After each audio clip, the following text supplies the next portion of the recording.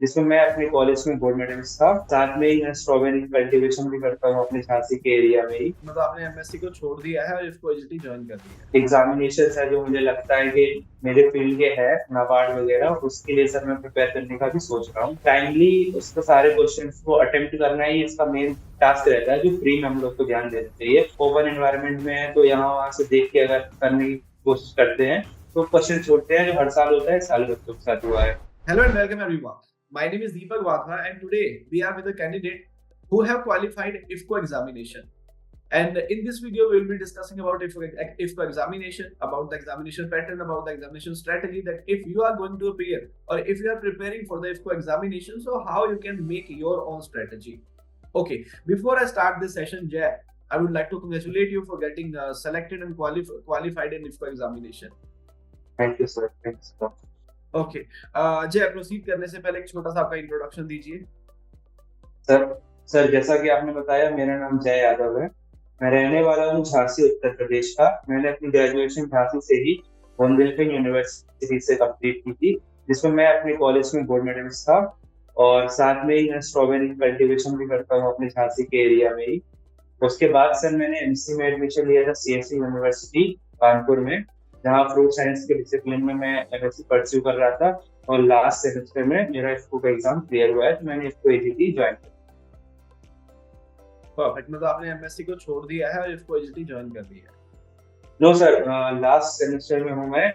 मुझे सबमिशन मेरा बाकी है, तो एमएससी कंप्लीट मेरा हो जाएगा और इसको एजीटी के ट्रेनिंग में अभी मैं अंडर में हूँ। ओके, तो फर्दर प्लान क्या, मतलब इसको में ही स्टे करोगे या फिर कुछ और प्लान कर रहे हो? सर अभी तो फिलहाल इसको में ही कर रहे हैं, मतलब यहाँ अभी अच्छा लग रहा है। साथ ही साथ सर और जो एग्जामिनेशन है जो मुझे लगता है कि मेरे फील्ड के है, नाबार्ड वगैरह, उसके लिए सर मैं प्रिपेयर करने का भी सोच रहा हूँ, बट अभी उसके लिए कुछ किया नहीं है मैंने यहाँ पे। Okay, that's good. जय, शुरू करने से पहले इफ्को के बारे में, बहुत सारे लोग इफ्को के बारे में नहीं जानते हैं, तो मैं चाहूंगा कि एक बार आपने पेपर दिया भी है, सेलेक्ट भी है और इफ्को में जॉब भी कर रहे हैं, एक बार इफ्को एग्जाम का पैटर्न बता दो, किस किस सब्जेक्ट से क्या क्या आता है।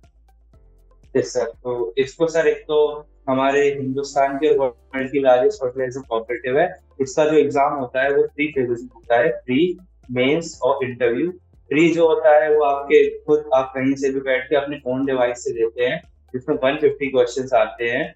और सर 45 मिनट्स का टाइम रहता है, जो कि थोड़ा सा कम है। तो हम लोगों को टाइमली उसके सारे क्वेश्चंस को अटेम्प्ट करना ही इसका मेन टास्क रहता है, जो फ्री में हम लोग को ध्यान देना चाहिए कि हम लोग करेक्ट टाइम में सारे क्वेश्चंस को अटेम्प्ट कर लें। और अगर हम उसके पीछे जाएंगे कि ओपन एनवायरनमेंट में है तो यहाँ वहां से देख के अगर करने की कोशिश करते हैं तो क्वेश्चन छोड़ते हैं, जो हर साल होता है, इस साल बच्चों के साथ हुआ है।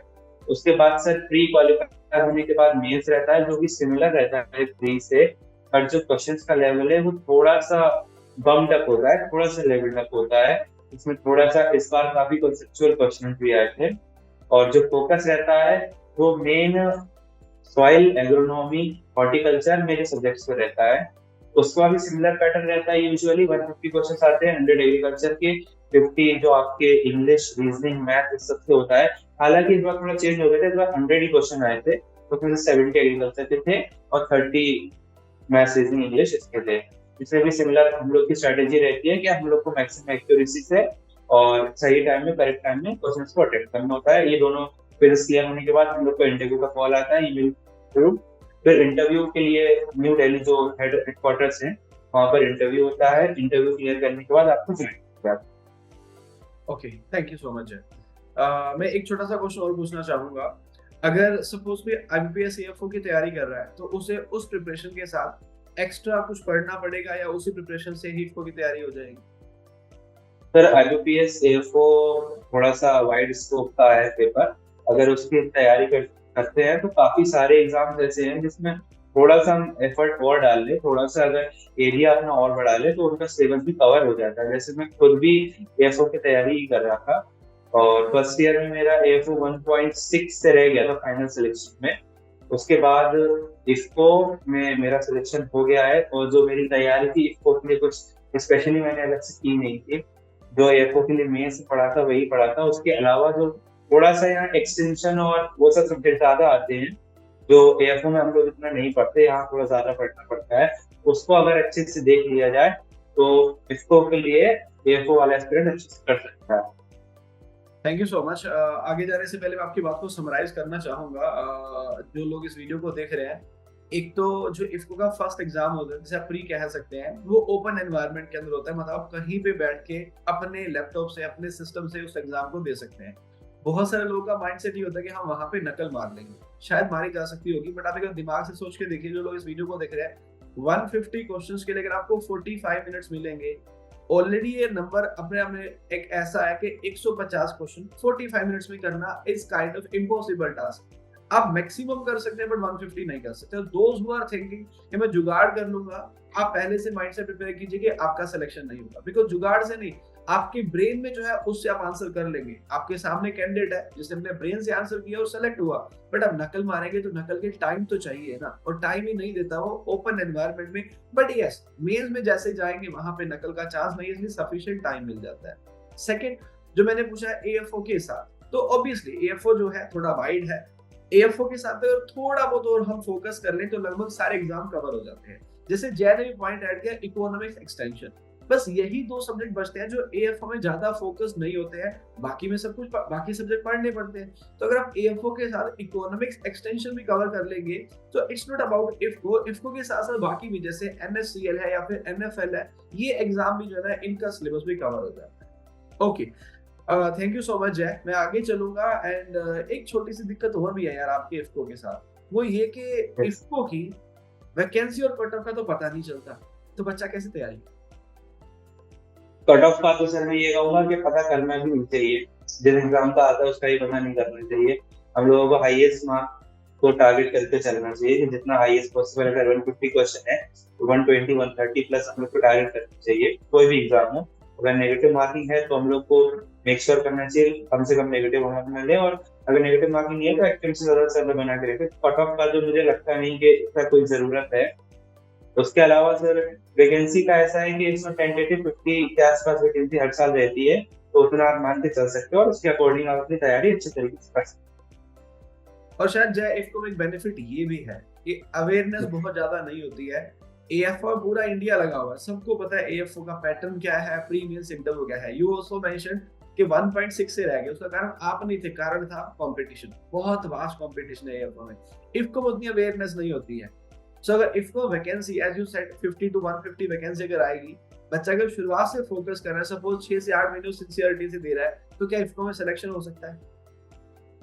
तो 6 से 8 या अगर 4 से 6 महीने भी सिंसियरिटी से इसको के लिए कोई पढ़ ले तो उसका सिलेक्शन हो सकता है आराम से, क्योंकि मैंने भी 1 साल ही पढ़ा था और उसके बीच में आरआरबी एसओ भी सर मैंने दिया था। आपने जो इंसिस्ट किया था आरआरबी एसओ सबको भरने के लिए, उसमें भी सर मेरा क्वालिफाई हो गया था। 14 मार्क्स अगर मेरे इंटरव्यू में रहते तो उसमें फाइनल सिलेक्शन हो जाता मेरा, बट उसमें मेरे पास एक्सपीरियंस तो था नहीं, तो वो हो नहीं पाया। उसके अलावा एनएससी मैंने दिया था, एनएससी में मेरे 77 नंबर है एग्री स्कोर में, मोस्ट प्रोबेबली उसमें भी सिलेक्शन मेरा हो ही जाएगा। एमटीआरयू में मैं वेटिंग में हूँ और इसमें इफ्को वैसा फाइनल सिलेक्शन मेरा हो ही गया है। तो अगर एक बार अच्छे से तैयारी हम लोग कर लें तो हम लोग को सिर्फ रिवीजन ही चाहिए और एग्जाम्स पहले से होना शुरू हो जाते हैं।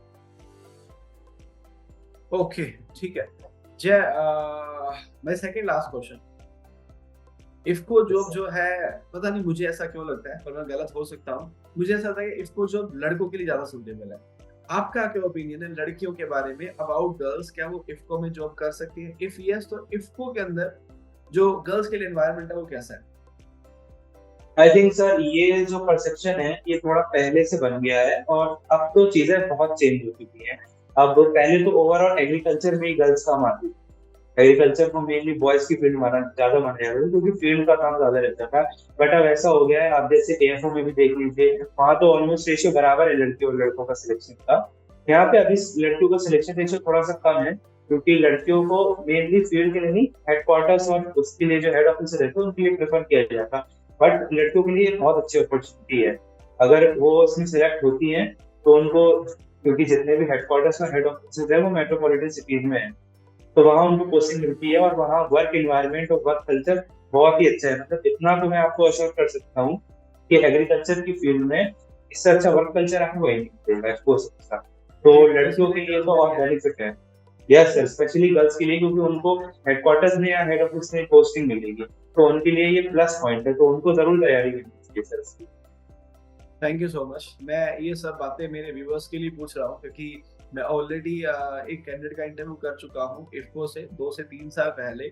Her name is Jyoti Shukla and she is very happy with the IFFCO experience क्योंकि उनका भी ऐसा ही है, वो हेडक्वार्टर के अंदर है एंड बहुत खुश है वो। ऑब्वियसली लड़कों और लड़कियों की बात करेंगे जो प्रोफाइल के अंदर थोड़ा सा फर्क आ जाता है। अच्छा, आपने एनवायरनमेंट की बात करी है, आपने लड़कियों के लिए बोला कि अच्छा एनवायरनमेंट है हेडक्वार्टर, तो फिर मैं लड़कों वाला ही पूछना चाहूंगा।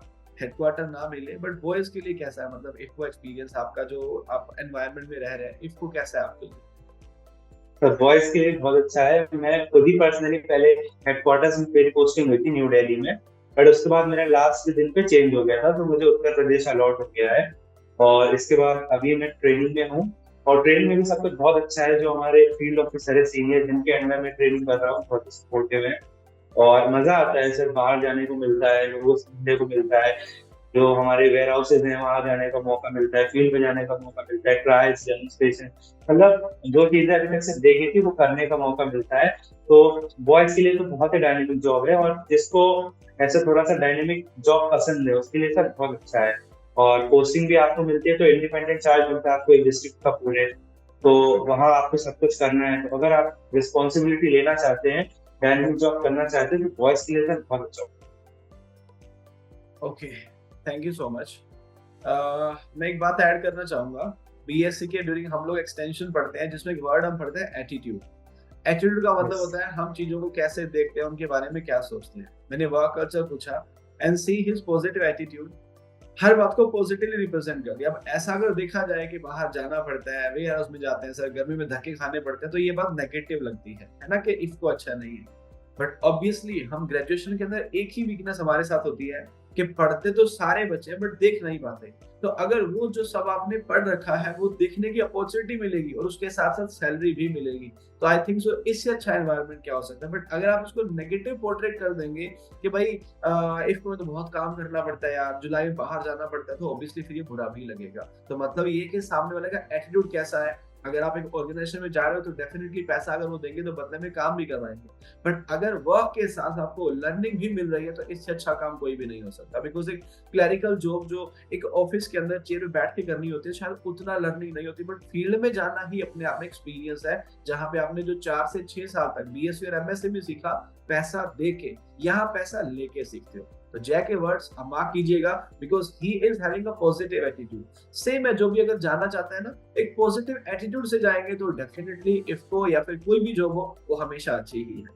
मैं लास्ट क्वेश्चन पूछूंगा आपसे, जो बच्चे ग्रेजुएशन के अंदर हैं, जैसे कोई वीडियो अगर देख रहा है 7th या 8th सेमेस्टर वाला, क्या उन्हें अभी से तैयारी करनी चाहिए या ग्रेजुएशन के बाद शुरू करनी चाहिए? पर इसका तो ऐसा है कि मतलब 7th 8th सेमेस्टर में तो काफी सिलेबस बच्चे कर लेते हैं, समझ लेते हैं सब्जेक्ट्स को। तो अगर कोई फर्स्ट ईयर सेकंड ईयर में है तो उसको अपने कोर्स पे ध्यान देना चाहिए, अच्छे से अपने सब्जेक्ट्स को पढ़ना चाहिए। बट अगर कोई लास्ट ईयर में है या थर्ड ईयर में है तो वो तैयारी शुरू कर सकता है, क्योंकि फिर आपको एक एज मिलेगा अपने कंपटीशन से, कि अगर आप पहले से उसकी से थोड़ा सा रूबरू होंगे, उस चीज को जानते रहेंगे, तो जब आप मेन तैयारी मेन फील्ड में आएंगे, आप तो मेन बैटल फील्ड जो आपकी रही कंपटीशन की, वहां आपको इतनी दिक्कत नहीं होगी, तो 7th 8th सेमेस्टर में तैयारी कर सकते हैं। ओके, लास्ट क्वेश्चन इंटरव्यू का तो नहीं है, बट हाँ दिस इज अबाउट फीडबैक। आप एसीसी के स्टूडेंट हैं और मैं चाहूंगा कि आप ये ना सोचें कि मैं ही इंटरव्यू ले रहा हूँ तो पॉजिटिव ही बोलना है। एग्री कोचिंग चंडीगढ़ के साथ जो आपकी जर्नी रही, क्या एक्सपीरियंस आपका हमारे साथ? सर मतलब मेन जो मैंने पढ़ाई की थी वो एसएससी से ही की थी। जो एमएससी एंट्रेंस में मैंने क्वालिफाई किया था, उसका रिजल्ट मैंने आपको भेजा ही था, वो एसएससी से मैंने पढ़ा था। उसी से मेरा सर मतलब गोल्ड मेडल मैंने हालांकि लिया था बीएससी में, बट तब भी मैं कहूंगा कि जो जिस तरीके से कॉन्सेप्ट क्लियर होने चाहिए थे उतना नहीं हुआ था। तो वो सब यहाँ से मैंने पढ़ाई की थी, सीखा था। उसके बाद भी जो एएफओ में भी मैंने फर्स्ट सेकंड में मेंस क्लियर किया था, वो भी सर मैंने यहीं से पढ़ाई की थी। और उसके बाद मैंने रिवीजन के बाद ये मेरे जो एग्जाम्स क्वालिफाई हुए हैं वो इसी वजह से हुए हैं। तो एसीसी के साथ सर मेरा काफी अच्छा एक्सपीरियंस रहा है। और खासकर जो मैं कहूँगा कि जो फैकल्टी है एसीसी की, वो बहुत अच्छा लेवल का सर एक कंटेंट एग्रीकल्चर में डिलीवर कर रहे हैं।